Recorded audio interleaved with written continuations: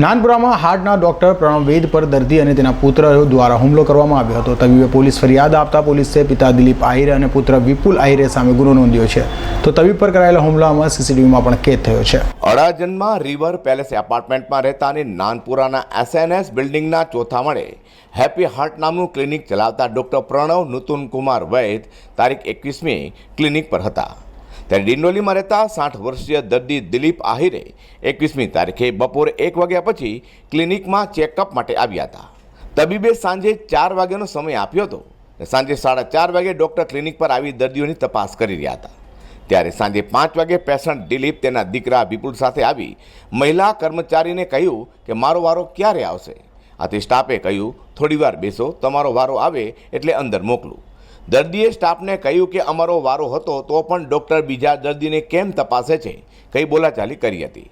આથી તબીબે દર્દી અને તેના પુત્રને ચેમ્બરમાં બોલાવી કહ્યું કે તમારી અપોઇન્ટમેન્ટ 4:30ની હતી અને તમે 5 વાગે આવ્યા છો. થોડીવાર બેસો, હું બોલાવી લઉં છું.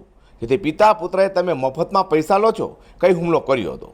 દિલીપ કાપડ દલાલ અને વિપુલ શાકભાજીની લારી ચલાવે છે.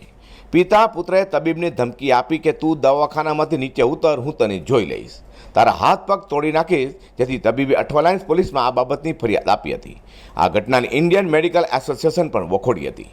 આઈએમએના મીડિયા કમિટીના ચેરમેન ડૉક્ટર વિનેશ શાહ સહિતના ડૉક્ટરો પોલીસ મથકે દોડી આવી રજૂઆત કરી હતી. અઝર કુર્સી સાથે પ્રકાશવાળા.